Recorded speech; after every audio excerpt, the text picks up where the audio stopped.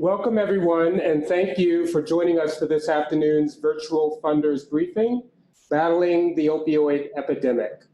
We have more than 50 funders participating today, representing a range of institutions, family, foundations, community, corporate, philanthropic advisors from throughout the Commonwealth and around the New England region.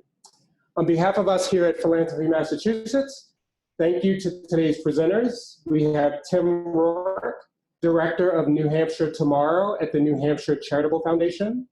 We have Linda Vidone, Vice President of Clinical Management at DentaQuest. And we have Jay Linehan, President and CEO of the Greater Lowell Community Foundation. And our moderator with me today, Jeff Poulos, CEO of Philanthropy Massachusetts. I'm Alex McCrae, Senior Director of Programs here, and thank you for joining us.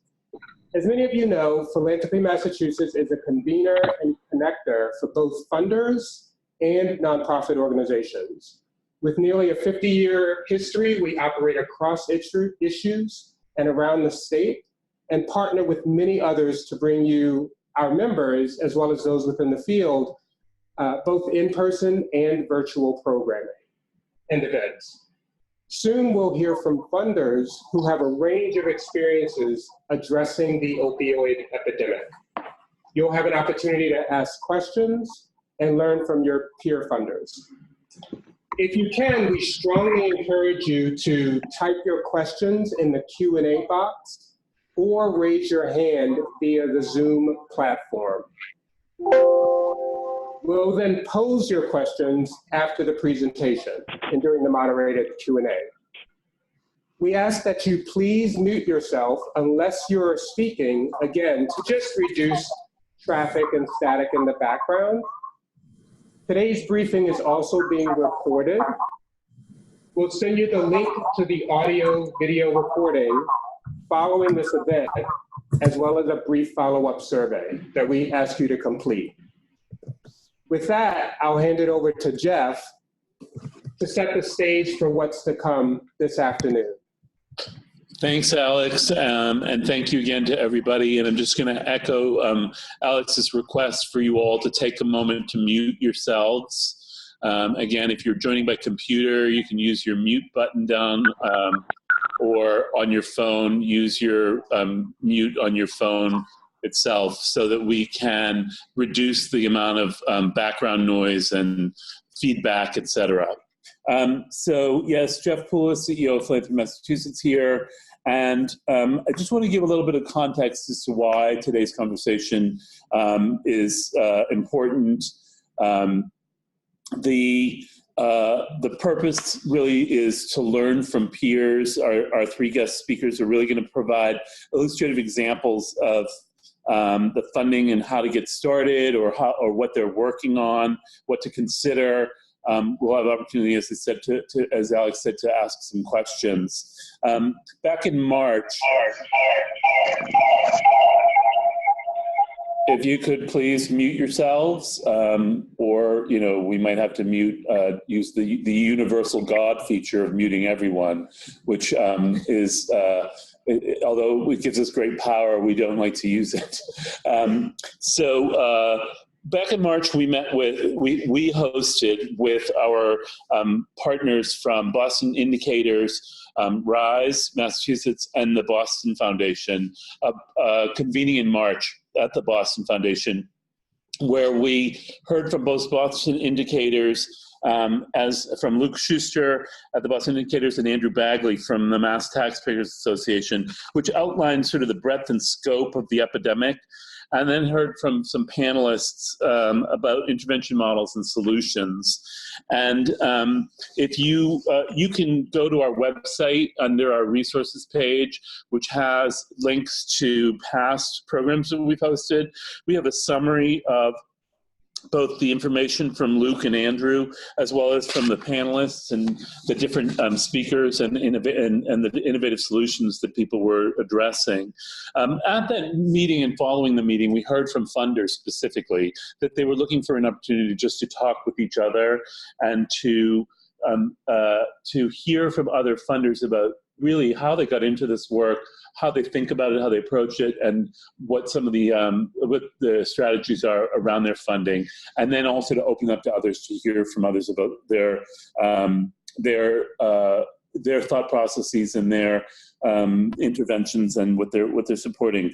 We're hoping really today to touch on everything from prevention, education, to treatment and recovery and policy. And so I'm going to, and we're going to hear from each of our speakers. We're going to start with Tim Rourke. As Alex said, he's the director of New Hampshire Tomorrow.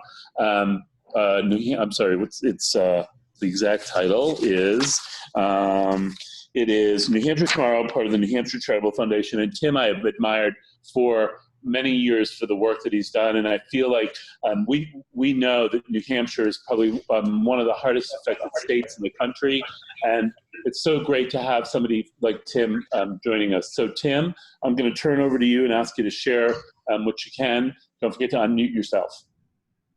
Great. Hi, everybody, and thank you, Jeff and Alex and the entire Philanthropy Massachusetts team. It's an honor to spend a little time with some colleagues from the South here to talk a little bit about our work. And so what I'd love to do is I'll give a little bit of background around, for those who aren't aware, about the New Hampshire Charitable Foundation's approach to substance use disorders and our history and the work we do in this space, and maybe really quickly just share some of the overarching themes that we think about in handling the opioid epidemic here in New Hampshire that might be worth your consideration as our partners in Massachusetts as well. So for folks who may not know, we are the state's community foundation. We're around the size of the Boston Foundation, but our coverage is the entire state of New Hampshire. So as is with many community foundations, we fund in a variety of issue areas. But what is unique about us is that about 22 years ago, we received the second largest gift in our history, which was a fund of the estate of a man named Oliver Hubbard, who left us his entire estate, which is currently valued at upwards of $50 million, the purpose of which is to reduce the burden caused to the citizens of New Hampshire by alcohol and other drugs. So we've actually been in the space of funding around substance use disorders for the last 20 years. And for a small state like New Hampshire with a fund that pays out between $2 and $3 million a year, it's a pretty large footprint we have in terms of what philanthropy can do in the issue of addiction. So I'll talk at a high level first with that background around how we approach a lot of our work, which first and foremost was driven by the donor and his gift. So in 1997, the total amount of funding that the state of New Hampshire spent on substance use issues of any kind was $25,000. That's it. Everything else that existed in the state of New Hampshire, whether it was a treatment program or prevention programs in schools targeting young people, if they received funding from the state, chances were that was federal pass-through dollars. It wasn't state general funds. So when our donor established his fund and a group of advisors came together to advise the foundation and the donor around how his estate could be put to best use, the decision was made at the very outset to do in reverse what a lot of funders do now, which is to say for the first 5 years of our initiative with this gift, we only funded advocacy. So a portion of our donors' dollars went to permanently endow and fund a nonprofit, nonpartisan advocacy organization focused on state-level substance abuse policy. That organization is called New Futures. They still operate today. And subsequently, they've actually expanded their mission to focus not just on substance abuse policy, but health policy and early childhood policy as well. So about half of our funding continues to go to the funding of policy and advocacy, which I can talk about why we do that aside from donor intent in a little bit. We also fund our state's Alliance of Mental Illness and some other statewide advocacy groups that represent different stakeholders impacted by the addiction issue. With the remainder, but the other half of our grant making goes out into really two buckets. Multi-year efforts to improve the quality or quantity of some part of the substance abuse service continuum. So we funded in adolescent treatment, we funded in the treatment of offenders returning to the community from incarceration. Jeff referenced the continuum including prevention, and we are entering our 8th year of a 10-year initiative where we're putting about $1 million a year into building out the state's capacity to provide evidence-based substance abuse prevention in communities all around the state of New Hampshire. We are also focused right now on, obviously, as it relates to the epidemic, making sure that treatment and recovery providers have the sort of capacity at the back of the house to be able to adapt to changing business models. With the passage of the Affordable Care Act, with Medicaid expansion in our state, providers of addiction services, in some of them for the first time, are being asked to bill insurance and think more along the lines of a healthcare provider, which, given the challenges around addiction funding prior to the Affordable Care Act, most of the nonprofits serving this population in the state of New Hampshire had never built an insurance in their life. It wasn't part of their business model. So we've been doing a lot of work with capacity building of the nonprofit sector to really make sure that they can adapt their business models to changing payment models throughout the state of New Hampshire. So, in short, when it comes to the full continuum of prevention, intervention, treatment, recovery supports, there really isn't a part of that continuum our strategy hasn't touched, either currently or over the last 20 years of our work. Maybe just a couple of other big picture things that we think about when we think about the opioid epidemic in our strategy. The first is, I'm really hesitant to call what's going on an opioid epidemic. And that may seem counterintuitive given what we see out in the public. But in New Hampshire, as is true nationally, and I would wager is true in Massachusetts, from the very beginning of the opioid epidemic, more than half of all treatment admissions are alcohol related. Alcohol will kill more people than all illicit drugs of choice combined. That includes opioids. We also know that the vast majority of people with a severe opiate use disorder are not singularly using opioids. They're usually poly-using, and very often it's alcohol or some other drug. But we also know that this is the third opioid epidemic in US history, and that every epidemic of opioids or depressants has been followed by an epidemic of stimulants. It is no surprise to us that what we're beginning to see in New Hampshire is a transition from opioids to methamphetamines. And for folks who know about that particular drug, it is a very different drug. It has very different implications on the system.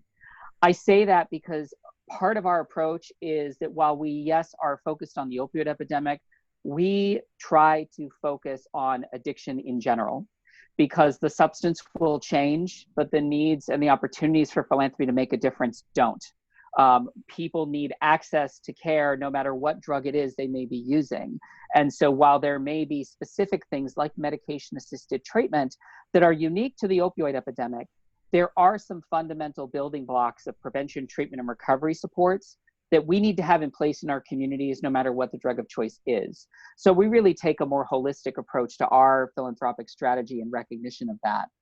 The one other thing I'll say, and then perhaps I'll close because I'd love to give floor time to the other speakers, is that the challenge with addiction is that this is a disease that has been underground for a generation.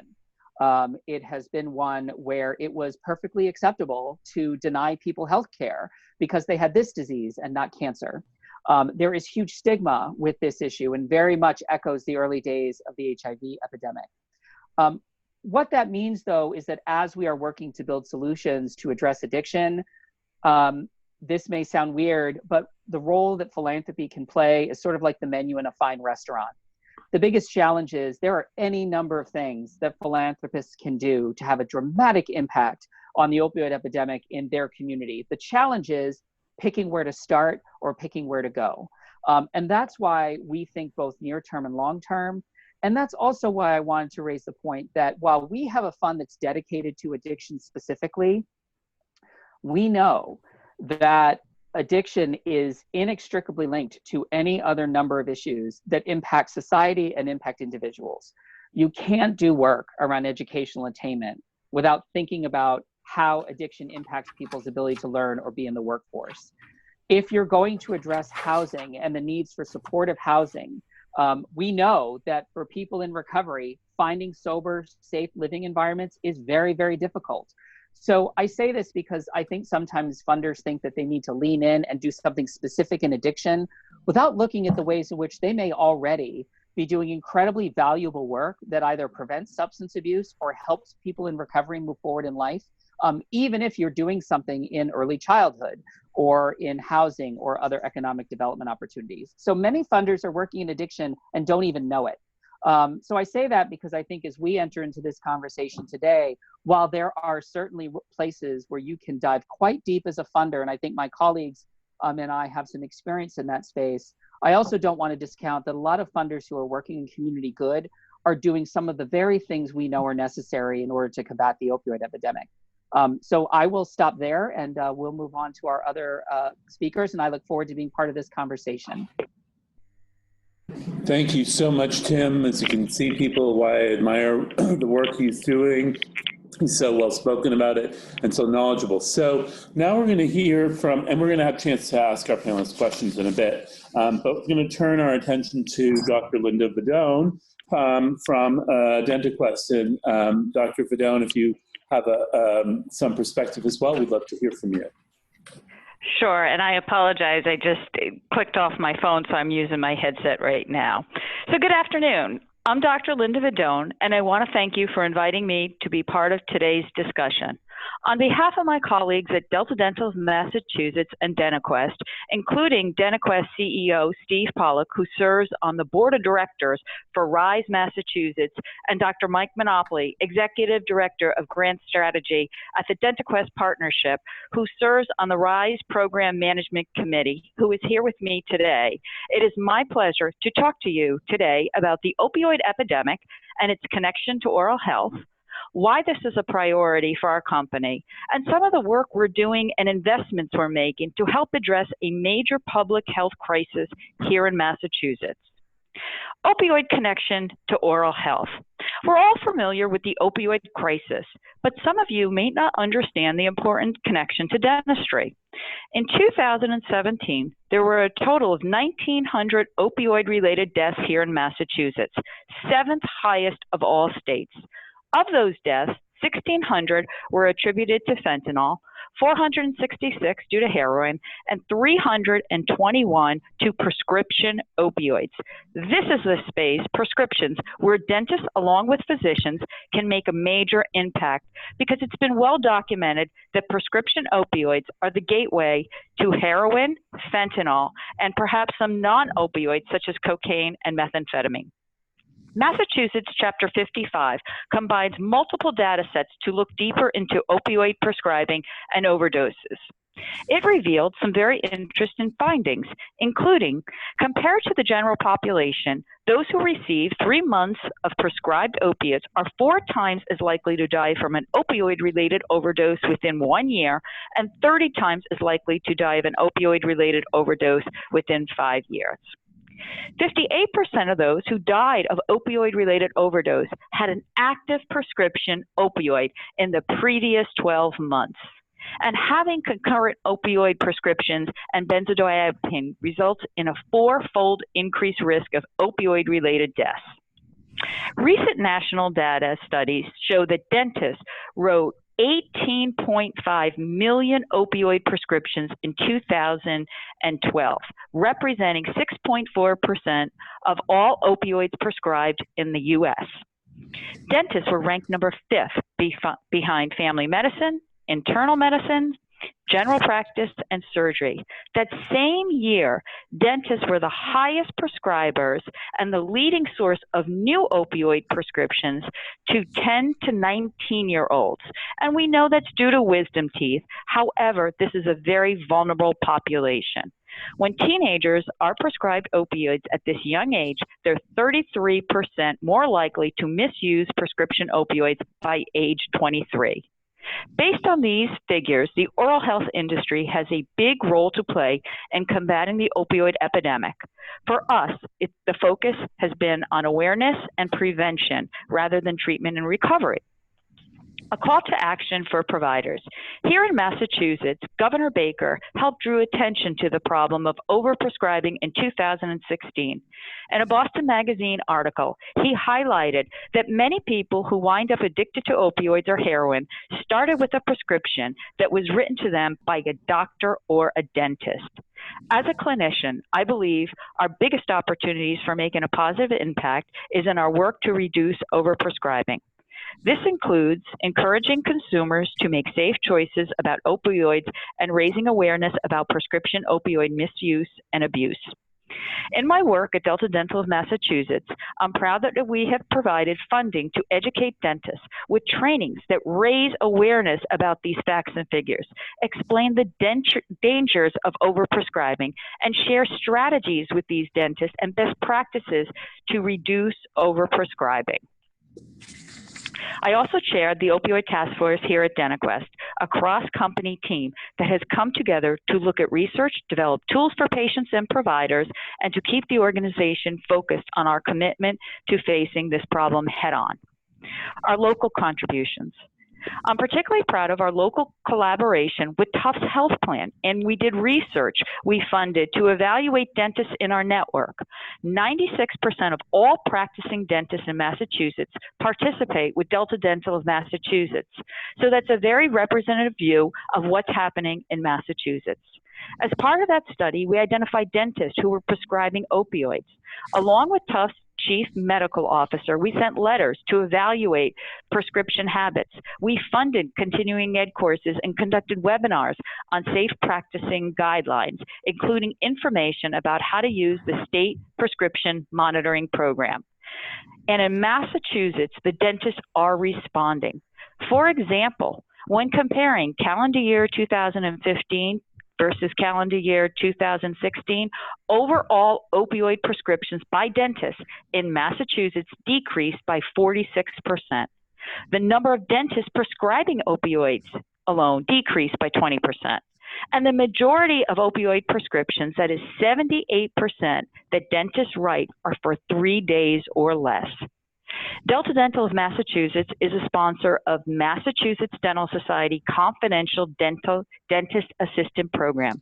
Dentists are not immune to the problem as well. This program provides confidential consultation and support to dentists and dental students facing concerns related to alcohol and other substance misuse and abuse, behavioral and or mental health and physical illness. CDAP, as it is abbreviated, also provides a safe environment where dentists can talk to other dentists about the stress and demands of modern dental practices, dentists who themselves are facing substance abuse issues. A broader call for prevention, connection to preventistry. Here in Massachusetts, we are best known and recognized for our work through Delta Dental of Massachusetts, the plans we offer, and the providers and patients we serve under that brand. But we're also part of something bigger, a company that manages dental and vision benefits for more than 27 million Americans and provides direct care to patients through our networks of more than 85 oral health centers in 5 states. We are not just another big insurer. We're a multi-purpose driven company that's leading a revolution to transform the oral health system with a focus on prevention. So when Governor Baker signed landmark opioid legislation into law in 2016, bringing critical attention to a major problem here in Commonwealth and asking healthcare providers to be part of the solution, we heard that call loud and clear. And because our focus on preventing and eliminating problems through preventative efforts, it was easy for us to answer that call. When we thought about how we could make more of an impact, in addition to the education and awareness work we do with providers on our network, we decided to join other business leaders and other funders in support of development of RIZE Massachusetts. Last fall, we were proud to make $1 million grant to RIZE, and we look forward to working with the organization to both respond to the areas of greatest need and also help identify potential opportunities to expand and strengthen the successful awareness and prevention work we started in Massachusetts with our providers and with our patients on reducing overprescribing problems. We know we don't have all the answers, but we also know it's important for our company, our employees, our providers, our patients we serve to be at the table and working with others to combat the opioid epidemic. And we think that working through RIZE is one of the best ways to do that. Thank you for giving me the chance to talk to you today.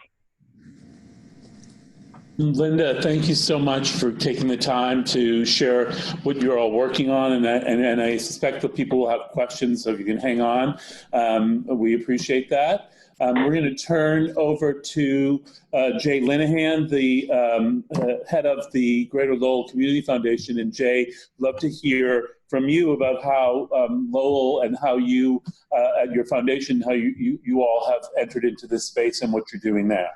Well, thank you very much. I'm happy to be here this afternoon. Thanks for including me in this important discussion. And it's nice to know that there's a lot of folks on the line listening to this as well, because it's going to take an awful lot of folks to work collectively to have an impact on this particular issue here. First, just a little bit about Greater Lowell. Greater Lowell, of course, is in the Greater Lowell area up on the Merrimack Valley. Lowell being the gateway city that it is where most of the needs focus, but we are comprised of the city of Lowell as well as 19 other towns that surround us. We've been in business since 1997, have an endowment of about $38.5 million and give away about $2 million in the course of every particular year. But I came on board at the Greater Lowell Community Foundation back at the beginning of 2016. And one of the things that the foundation does with its discretionary dollars is looks to see what may be some of the most pressing needs in the community and direct some of those dollars in that particular direction. When I first came on board again in that January, it didn't take an awful lot of hard work or discovery to recognize that the opioid issue was a incredibly bad situation in our community. And so we, right at that particular point in time, said we will take a number of our discretionary dollars and have those be available through a grant process. So for that year and in the following year, we had a particular focus on those. And it was interesting as we started to get in this. Initially, as I noted, I said the need, it didn't take much to realize the need was there. But it took some time to get a sense as to how pervasive it was, how it cut across a variety of different spaces that you work in. I thought it was interesting on Tim's comment that there are so many grants that so many folks are doing that actually has an impact on this opioid issue because it touches on a great many different things within the community. Education is one of the main things that the foundation has been known for since its inception, doing somewhere about $500,000 a year for the last so many years. And it's interesting how that has an impact on educating younger individuals with respect to good choices they need to take. A lot of those are scholarship-based, but they're not all scholarship-based. But it was interesting as we were looking at the topic and we were like, so where do we go with it in this space? Do we look at it from the perspective of education and learning? Do we look at it prevention or is it treatment? We didn't really get into the policy side of it, Jeff, as you had mentioned, looking a little bit at policy, but an interesting part about our discussion along the way is Representative Tom Golden was very instrumental in the legislation that Linda made reference to that the governor signed. And he is the local rep up here in the city of Lowell. So we got into a decent amount of the policy stuff as well. So as we were looking at the grants, we brought on board some folks that knew a little bit about healthcare. We grabbed some nurses, we grabbed a couple doctors, and we had them be part of our review process, as well as, again, do we decide to look at a particular area where we want folks to focus on when they ask for the grant dollars? And the long and the short, the answer was no. And as it turned out, we got a variety of different grants that came in, quite a few actually, and the decision to review an award is always an interesting one. And here at the Greater Lowell Community Foundation, I suspect that most community foundations, the group that reviews those are folks that work and live in our area and have a little bit of knowledge as to what it is that we do and some depth sometimes into the content area of where we're trying to award. And across the board, we awarded a variety of different ones, right across from the beginning of, prevention, and we did that with grants, for example, to the Boys and Girls Club. Boys and Girls Club, it was to talk to kids in the 5th grade, which is probably one of the better places to start when you're looking to, try to do some learning and try to shift a little bit on some of the habits and the choices that kids make. The discussion I've had with a variety of the different clinicians and law enforcement is that, once kids get in high school, and I can remember when I was there, and everyone that's listening can remember too, you thought you were Superman. And it gets more complicated the older you get to try to get folks with to get wired with respect to how this all goes. We did, of course, do a lot on the treatment side. We spent dollars on helping out Megan's house, which was a brand new recovery services up here, helping build out a particular Zach's house, which was also a sober house that was getting constructed.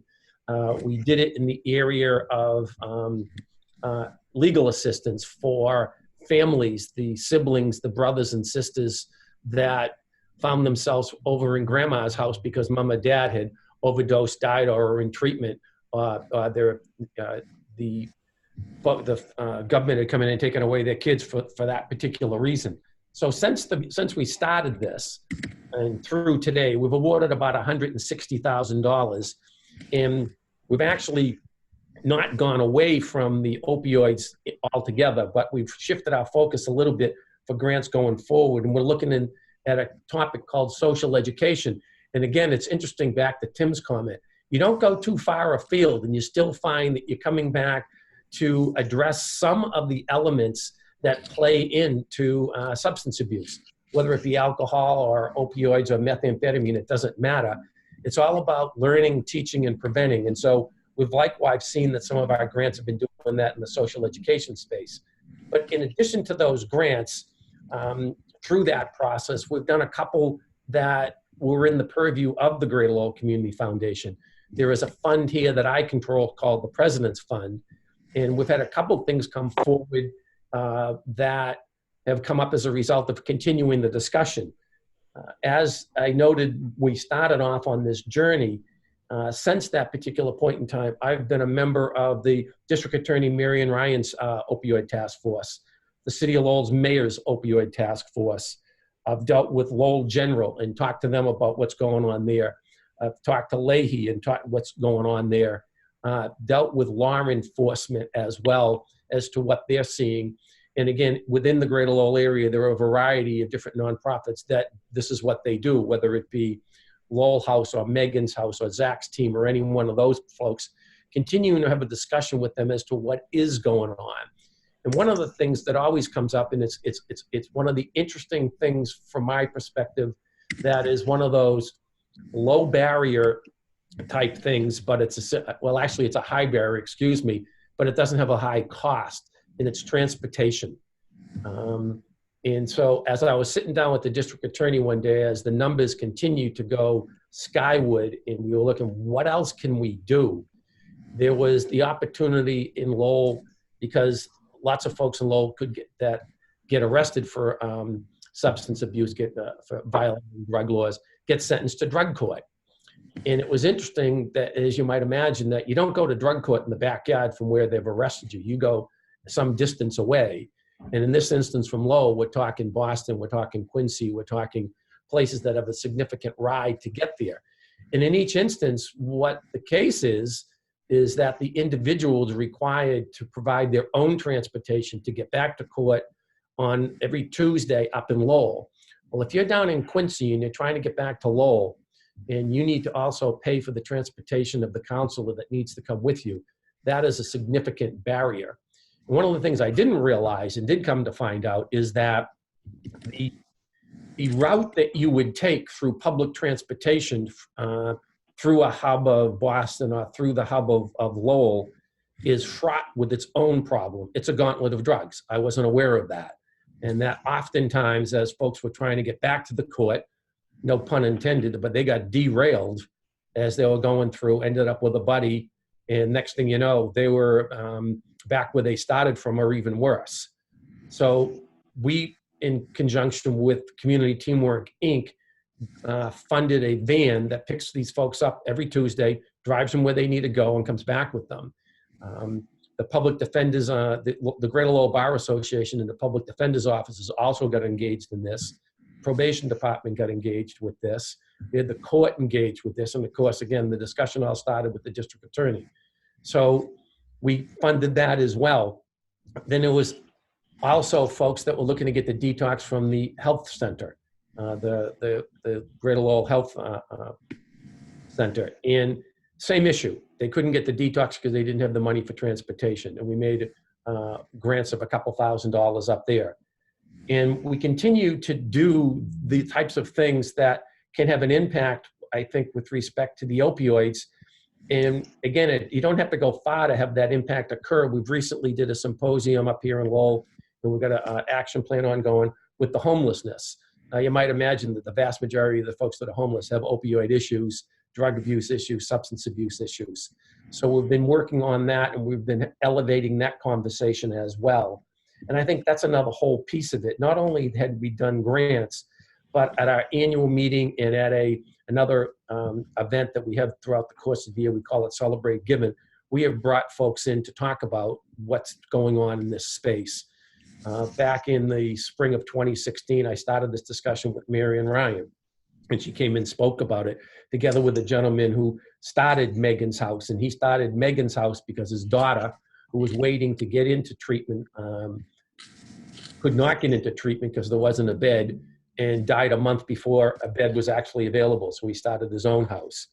We followed that up again with Michael Collins, who's who runs UMass Medical. Michael's a doctor, and how he was starting to bring into the curriculum at UMass Medical as to how they would look at the opioid issue from a doctor's perspective, back to the prescription, back to recognizing it.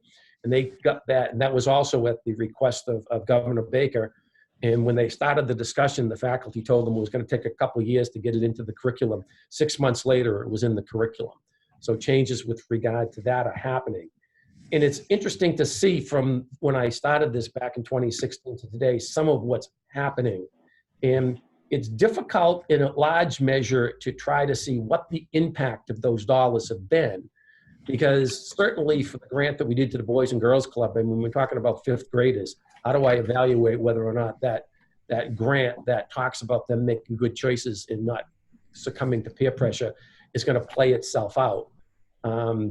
Or the folks that go to detox, how long will they, from the transportation, will they stay out of that? And so doing it from numerical data to come back and say, we've had this particular impact and saved this number of people is complicated at best. But as I sit here right now, excuse me, I have no hesitation whatsoever to say that we've had an impact on what we've done. Because what we do is we go out and we meet with all of these folks and we see what is happening. And yeah, it's anecdotal and it's case-by-case basis, but there's no doubt in my mind that it's happening to have a good impact.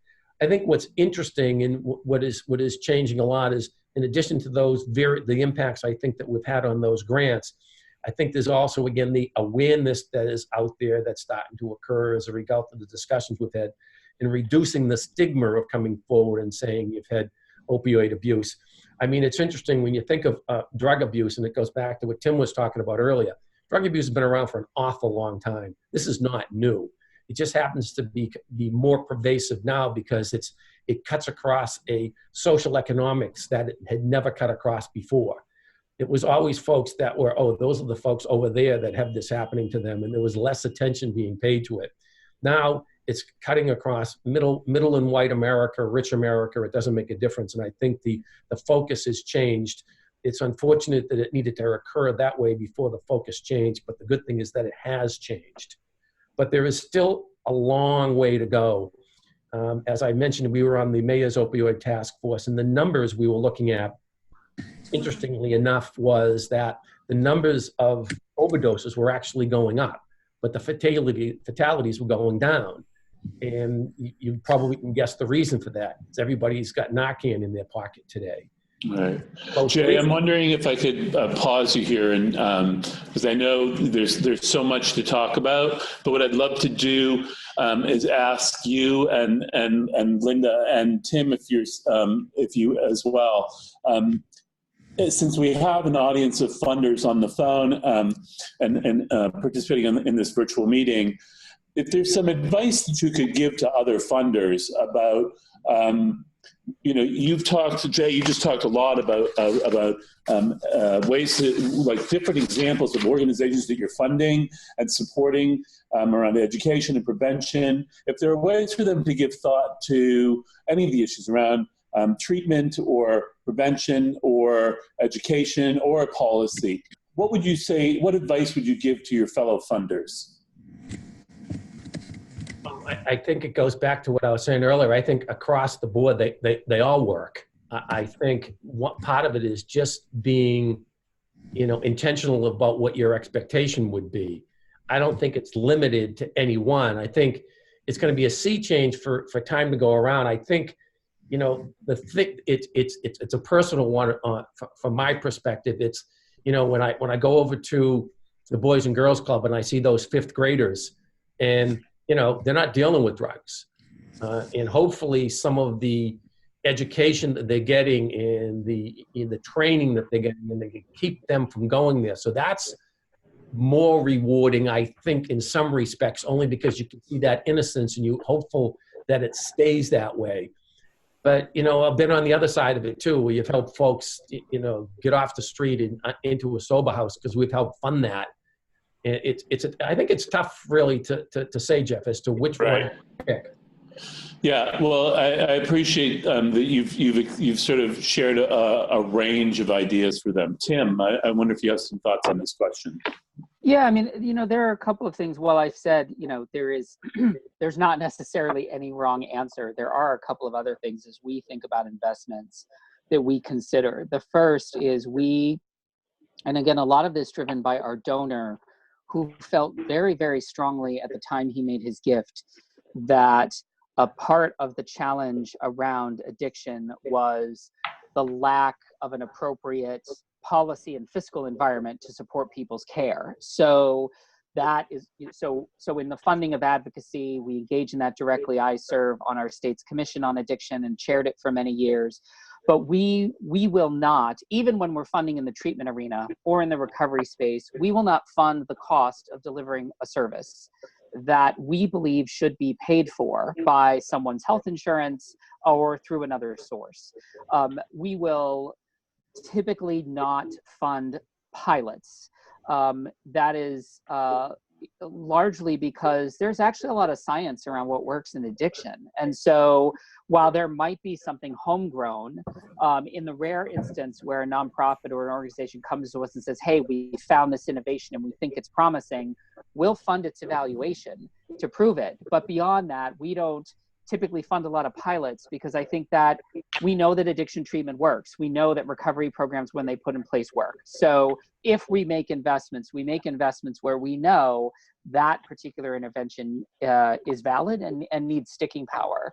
But the other thing because we try not to fund directly the provision of services, that's why we focus a lot on making sure that the nonprofits who are leading this work have the business acumen and the back of the house capacity to be able to deliver services.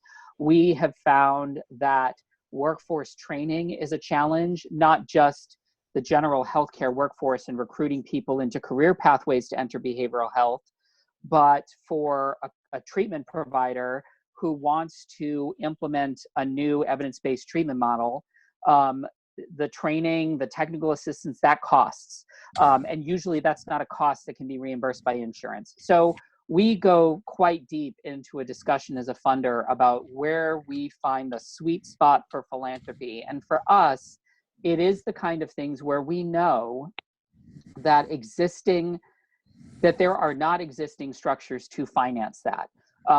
While also, I should say, we don't do anything that doesn't have an advocacy component. So to that example, if we're doing some funding work right now we're funding some local planning work being done by our Community Development Finance Authority about how to elevate and better fast track capital projects to open up supportive housing for people with behavioral health disorders.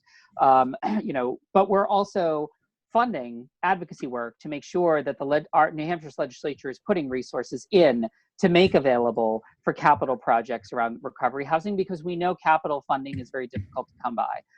So those kind of strategic thinking around where can philanthropy be best suited, so that philanthropy is not taking the place of other sources of funding that should be in place. And I think that's allowed us to be able to work with those funding partners, public and private insurance, our Department of Health and Human Services, to kind of push them to do their part while we do ours, as a way to sort of achieve some mutual benefit.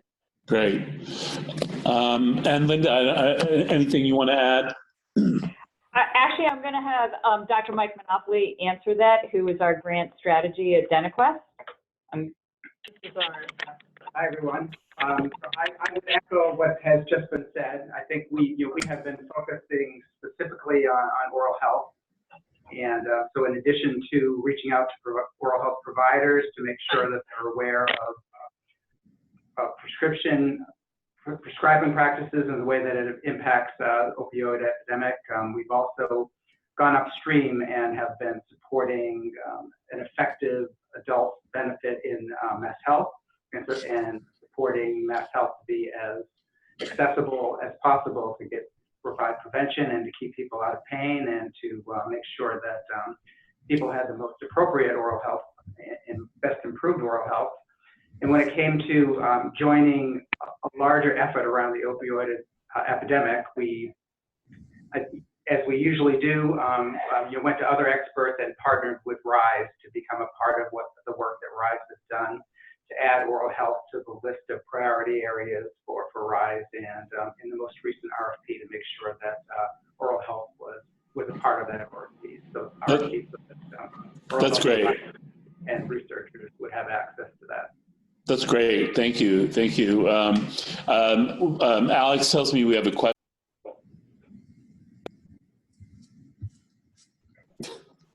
Alex tells me we have a question. Do we know who it's coming from? Or do we have the question? We have the question. Why don't you share it with us? I'll just share the question. So thank you, Jeff.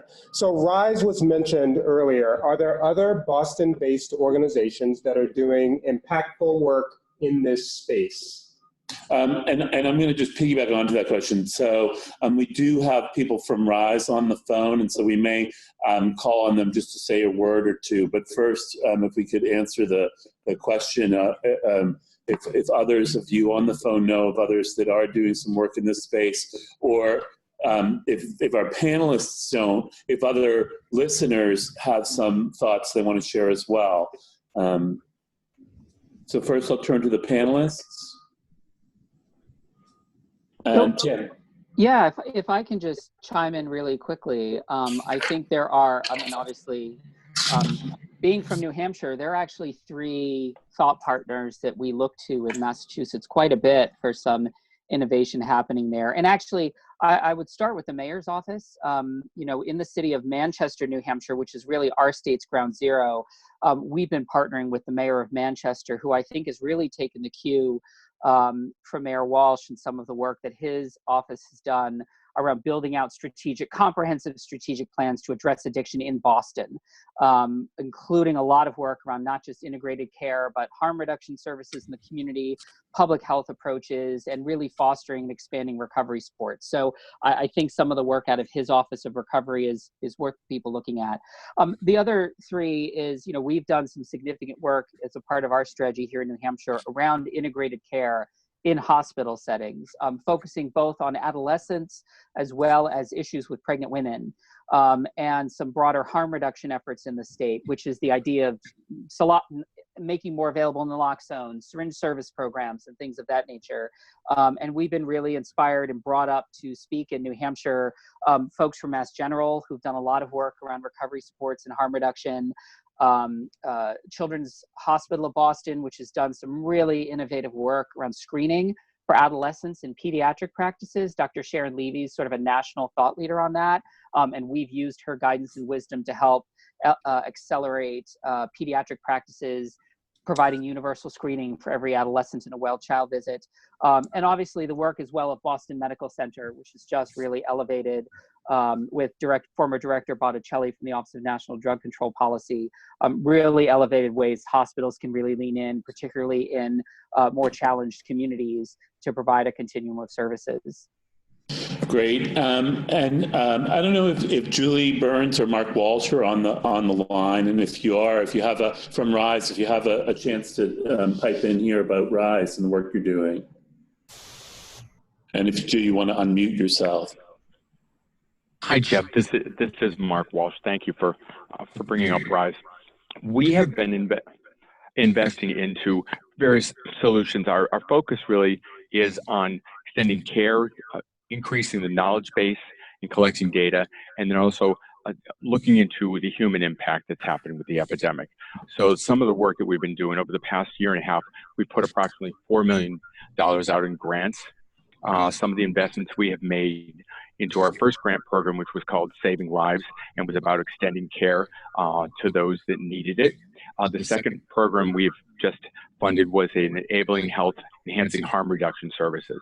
And that was a $1 million grant program where we put into community organizations that were combining harm reduction and improving access to medication low threshold treatment. Some of the research work we've been supporting is research on recovery coaches, research that we have done on the actual impact on the economy and the workforce in Massachusetts. And then recently just working on the stigma campaign, healthcare professionals and anti-stigma, and looking into what the viewpoint of the healthcare industry has been and how they're dealing with the issue of stigma. We just, as Dr. Monopoly had mentioned, we currently have an RFP for an investigator-led research program to put out there people that are trying to do research, giving them money to be able to research the next steps in this epidemic. And then finally, we have two other really interesting things we're funding right now. One is what we call Together in Recovery, which is focusing on a collaboration to figure out the folks that believe in abstinence only and other ones that believe in medication-assisted treatment. Where are the common ground? How do we make sure that patients that have OUD are getting the best possible treatment? So that'll be a convening process over the next several months. And then we're actually doing a project, a place-based response to the opioid epidemic, and we're doing a pilot program combining the cities of Chelsea, Everett, Malden, and Medford, doing a gap analysis of what is missing in those communities and figure out if there's a way that they can get in economies of scales or where the gaps are and how we can actually assist there.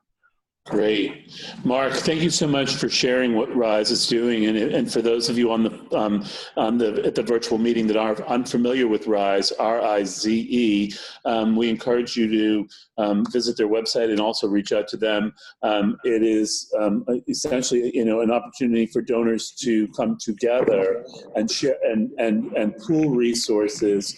And also RIZE has a great knowledge about strategies, other organizations, particular organizations that are doing the work, and so it could be a good resource and advisor to you if you're looking where to direct your dollars. I see also that joining us in the meeting are colleagues from Social Innovation Forum, Susan Musinski and Carolyn Shaughnessy. And I don't know if Susan or Carolyn, if you have something you want to share about some of the work that you're all thinking about doing. Sure, Jeff, this is Carolyn. So we have a group of funding partners who have come together to sort of learn about this issue, along with RIZE, who's actually been incredibly helpful in sort of giving us sort of an opioid epidemic 101, so that we had a sense of sort of where to jump in. This group of funders has decided to sort of look broadly at the issue, and we will select an organization to help accelerate and help them grow over in our 2-year accelerator program in the coming year. And I think this is also an opportunity for this group of 6 funders to sort of learn about the process, learn about what's going on with this epidemic, and jump in more deeply. Great, thank you. Do other people participating in the virtual meeting, if you have a question, feel free to either type it in the chat box or use the raise your hand feature, or indicate some way or other that you'd like to ask a question. I'm going to pause here because I don't see any other questions coming in at this minute. What I'm going to do is I'm going to turn back to our panelists while you're thinking about your questions and ask, Tim, I know you've been working at the national level, and I'm wondering if you could share a little bit about what's going on nationally. Sure. So a number of folks, a number of foundations and funders across the country, our foundation, the GE Foundation locally, Conrad Hilton Foundation out of California, Open Society, the New York Community Trust, Montana Foundation from Health, and some others have started what is emerging as a funders collaborative of funders who are interested in addiction. It is in its infancy. We've been convening informally and via conference calls and sort of action labs and learning opportunities via phone for the last couple of years. There has been the New Hampshire Charitable Foundation has offered to serve as a bit of a fiscal sponsor. So we're beginning to, some grants have come in to help support the growth of the network as an opportunity, recognizing that there are foundations at varying levels of their evolution in thinking about funding and addiction. Some may be doing it for the first time only sporadically. Some may be diving in as newer foundations or new to this strategic work, but see themselves doing work in this space for some time. And then there are a few national funders, and us included, who have been funding in addiction for a while. And I think there has been a hunger, and this call is a great example at the local level. I think at the national level, there has been similar hunger for an opportunity for funders to come together and learn from one another, think strategically together.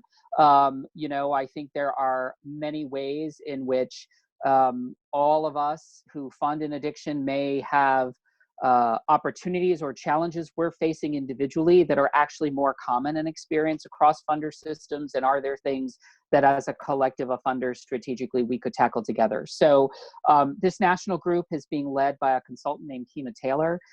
We are conducting a small convening in July in Indianapolis, and then planning to do a larger convening probably next summer in a location to be determined. If there are foundations on this call or others who would be interested in learning more or getting plugged in to that funders collaborative, I'm happy through our contacts and colleagues at Philanthropy Massachusetts to make connections for folks with Keema and the others who are leading the development of that collaborative nationally. I do think it's an opportunity for us collectively to think about the good work that's being done in Massachusetts, in New Hampshire, in other states. A lot of what's happening that can either accelerate our own positive impact or get in the way of our impact is actually happening at the national level. And so I think some opportunity to bring funders together across state lines, across geographies, to think about these issues is something that a lot of us have been looking forward to for some time. And it's an open invitation to any funder that is wanting to connect with some others, even outside of Massachusetts, to kind of deepen the connections for folks doing this work. We're happy to make those links. Would love to have folks from Massachusetts involved. Thank you, Tim, so much for that perspective. Alex tells me we have another question. We do. So this question is directly for you, Tim. So you mentioned that you do not fund pilots because there's a lot of research that proves what works. Can you please direct our participants towards that research, or at least some of the resources that can be helpful? Yeah, so, we take a lot of cues from, SAMHSA, the Substance Abuse and Mental Health Services Administration, used to have something called the National Registry of Evidence-Based Programs and Practices, or NREP. For a long, no list of evidence-based practices is perfect. How you assess what is evidence-based is not as elegant as it could be. But for a long time, that website was really the gold standard. And we actually did some funding work to help local innovations actually do the necessary evaluation to be added to that list. SAMHSA, unfortunately, the new administration took that website down. SAMHSA is sort of taking a different approach to how they track evidence-based work. But we certainly look to the SAMHSA. We look to the National Institute on Drug Abuse. I should also say that we also enjoy a decent relationship with the research firms and research outfits, particularly in New Hampshire. We're blessed to have Dartmouth in our backyard with the Clinical Trials Network. And so I think we really look to a lot of that, a lot of those data sets as well. Particularly in the opioid epidemic, where there is a lot of focused attention on medication-assisted treatment, I think that the research has been pretty clear that the best treatment available for people with an opioid use disorder is access to medication-assisted treatment. So while there is certainly still much to unpack around how to administer that in the best way, I think we really rely on some of those research outfits to help us with that. The other thing I will say quickly is that, and I'll use our work in adolescent screening as an example, where we partnered with the Conrad Hilton Foundation. one of the reasons that the Hilton Foundation was they're national, they were doing some work around implementing early screening for adolescents. And one of the reasons that they wanted to do that was because while there is a lot of evidence and general acceptance in the medical community around the efficacy of providing early screening and brief intervention to adults, a lot of the literature was not cut up on the adolescent side. We decided as a foundation, however, again, because we really didn't want, we just believe that pediatricians should be asking kids about their substance abuse. It's sort of common sense. If the average age of substance abuse among young people is between 11 and 13, pediatricians should be asking the question. So we decided in our initiative really not to focus on proving that SBIRT worked. We decided to focus on assuming that it would, because common sense would dictate it, and then training medical providers in how to do it. As a result of that, when we ended our initiative, our goal was to screen 10,000 kids. We screened 15,000. 23 different pediatric practices in the state of New Hampshire began to permanently implement screening protocols within their pediatric settings.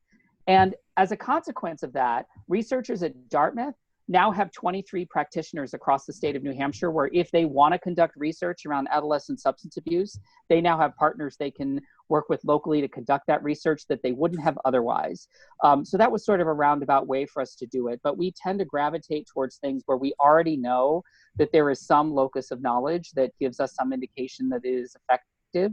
And if indeed there is a gap in knowledge or we feel like there's an initiative where the jury is still out, we do fund a technical assistance center that doesn't do research with a capital R, but does at least do some of the baseline evaluation work to let us know whether or not it comports with other similar evidence-based models. Thank you so much. Well, I see we have a question from Glenn Oliveira at the Carney Family Foundation. Glenn, do you want to ask the question yourself, and do you have any comments you want to make about the work that's going on in the New Bedford area?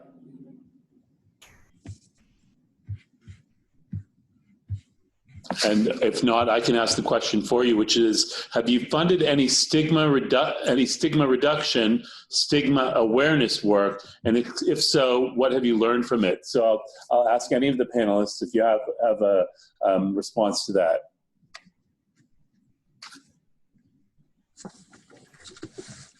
I'll start maybe, and Yep. I see Jay may want to chime in as well. We have done, we've funded some work in public awareness.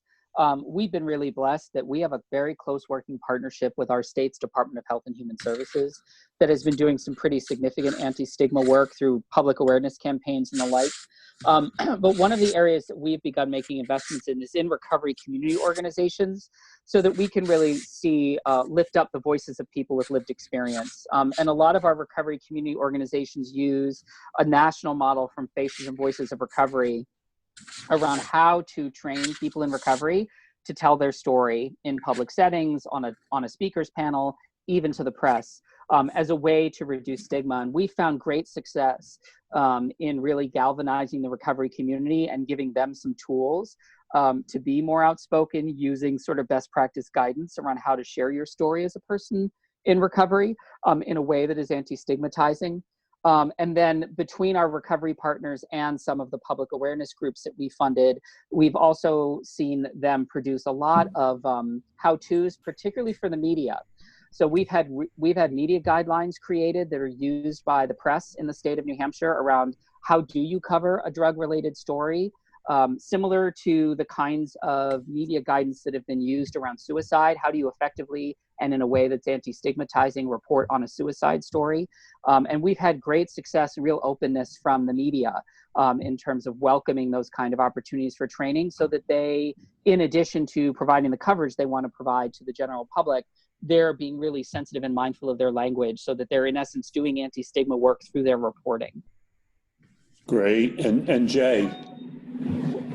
Not specifically where we've funded a grant with the expectation of doing that as an outcome, but we've done it by some of the events that we've had where in fact, you know, we bring folks in that are going to talk about that. We bring in, you know, folks who have dealt with it and overcome it. We've supported some of the agencies that, and not through a grant per se to do it, but we've supported their operations with just, sponsorships and things of that nature where, the dad would come in and talk about the son and the son would come in and talk.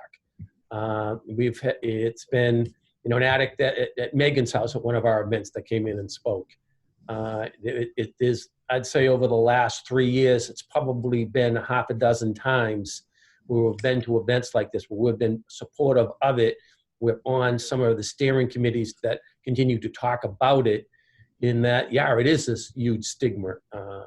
And we need to address that because it's keeping folks from coming forward to get the type of service that they do need. But a grant per se, no, but general support in a variety of different ways, absolutely. Dr. Vidone or Dr. Monopoly, anything you want to share on this perspective?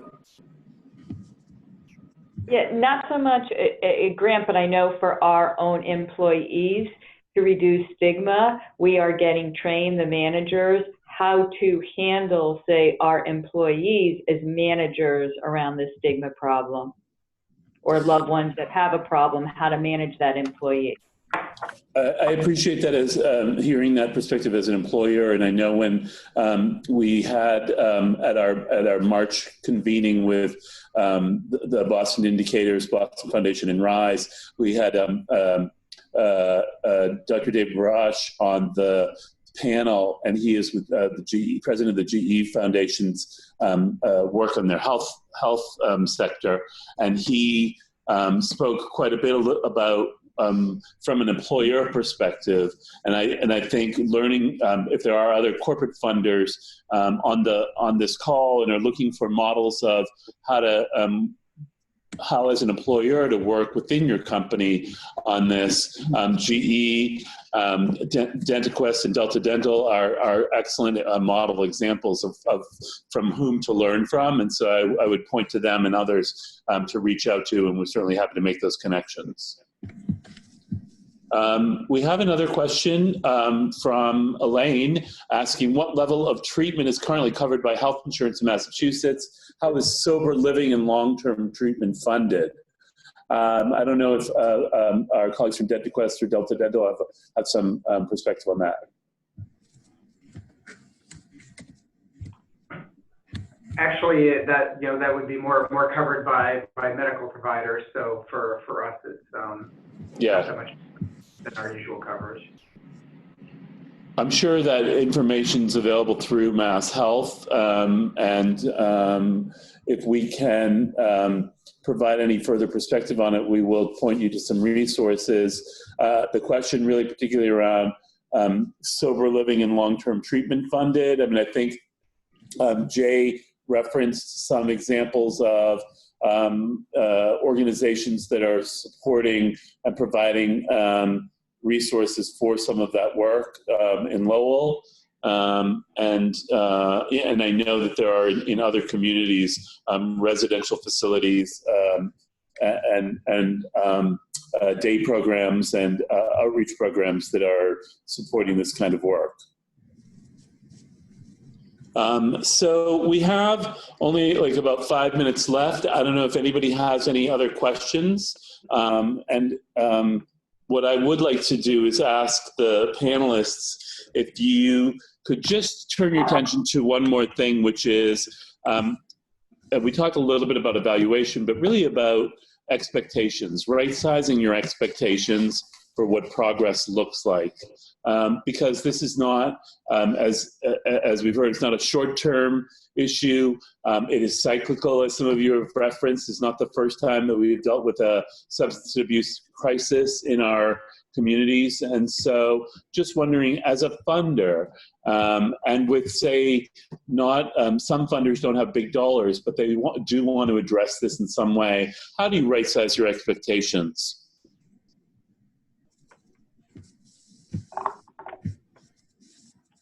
Okay. I mean, how do you put a value on a life? I mean, I think that's what it comes down to in many respects. I mean, what we're trying to do here is help folks save some lives. And however we do that, if we're doing it by having a forum, if we're, funding the, a place where there's a sober house where someone can come into a bed, I mentioned earlier when I was chatting, it's very difficult to just do the numeric. I mean, you know, everybody's talking about, yeah, we need accountability, and we need to have, you know, the impact, and we need to be able to document it. It's very difficult in this field. Some of the things you're doing don't turn around right away. You know, teaching kids in the 5th grade, the same things I chatted about earlier. I think it's very, very difficult. I think the expectation is that we all know unequivocally that we've got this huge issue that we all need to work really hard on. And that if we participate, it's the probability of having a positive impact, I think, is significantly high, rather than a gamble of saying, gee, this might help. I mean, again, I think you need to know your community, and we do a pretty good job of doing that here, knowing who the players are, what they're doing. And no, they're not all successes. We hear about the folks that don't do well, and they bounce, and some of them, you know, don't succeed whatsoever. But you hear the some that do, and you know, I think that's what it's all about. And I think if you've got a sense as to the folks all doing good work and moving in this direction, hopefully what's going to happen is the numbers at some particular point in time are going to change, because the numbers are still abysmal. Right. It's almost becoming the new normal, where people aren't even reporting this anymore. It's because they've got the Narcan, they don't even call 911 anymore. But, you know, I've been at enough of these meetings. I was at a steering committee on Friday morning and having some of this discussion, and I just think there's more and more of folks understanding it, more and more peer-to-peer. There's still the issue of where do you cite these things, and what was part of the discussion that we had. But I think we're moving in the right direction. I think there's enough people paying enough attention that, you know, it's going to, although this is not going to change overnight. This is an addiction that is just beyond comprehension. When you get Narcan in the morning and your life gets saved, and you get Narcan later that same day, and you're not going into treatment, this is something that's just beyond comprehension. Thank you. Tim, any final thoughts on this? And then I'll turn it over to Dr. Vidone and Dr. Monopoly. Any final thoughts? Yeah, thank you. You know, Jay hits it in that I think, you know, one of the biggest things around expectations to consider is that working in the issue of addiction takes really patient capital, you know, and I on the one hand, I think that's why philanthropy can be so impactful. You know, we here at the Charitable Foundation are blessed with having a fund focused on addiction that will exist in perpetuity. So I can wait 20 years, 10 years to see population level change move in the right direction. And we can make a commitment to invest over time in that. Because our funds are large, we do look at population level change. We're tracking rates of use among young people. We're tracking treatment admission rates on an annualized basis. We're tracking certainly the overdose death rate, although that's not the pinnacle of outcomes to really look at for a bunch of reasons. But what is, I think, most important for us, even as staff supporting our board and understanding our work in this space, is that this takes time. And as Jay alluded to, that, you know, substance abuse has been with us for tens of thousands of years, and it will be. The opioid epidemic will end, and there will be something else that people will struggle with, and it will call for attention. That does not mean that a funder who wants to do work in 3 to 5 years in this arena can't have an impact. But I do think it is important, to your very question, to be able to right-size that. You know, individual lives matter. There's plenty of opportunities to save, you know, to hear, and I hear them all the time. Stories of people who've been impacted by the services that the nonprofits we support care for are able to receive. But I also think that, you know, we need to look at the arc of history on this issue. And as one of our state Superior Court justice said recently, you know, we've walked into the forest for 30 years. It's going to take us more than a year to walk back. And so I think for funders thinking about the issue of addiction, it is important that this is something you think about over the long term in whatever way you choose to approach, or whether it's in a substance use specific strategy, or again, in the other arenas in which you work that absolutely have a positive impact on this issue. Great. And Dr. Vidone or Dr. Monopoly, any final thoughts?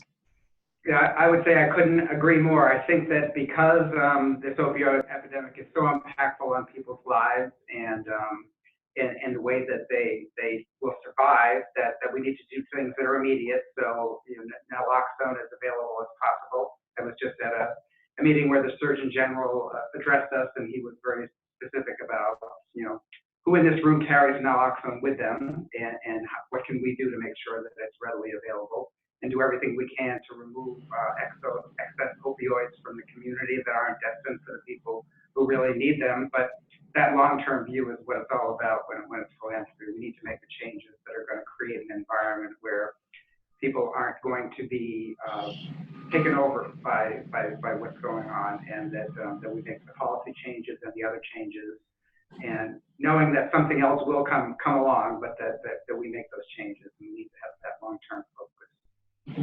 Great. Well, I want you to all join me in thanking Jay Linehan, Tim Rourke, Dr. Linda Vidone, Dr. Michael Monopoly, who was an added guest from DentaQuest, for joining us. To the others of you that joined in and either asked a question or provided a little perspective. Again, great resources from RIZE Massachusetts and others. If we can be of further resource, we will continue to do so. And so reach out to us if you have further questions or you have other interventions, ideas, or strategies that you are working on your own foundation that you want to share with the group. We will collect and add to our resource page. We will have this recording if we want to share it out to anybody else who missed it or you want to listen again. And again, thank you all so much for joining us today. Thank you so much for the opportunity. Yeah, thank you, everyone. Thank you, everyone. Thank you. Thank you.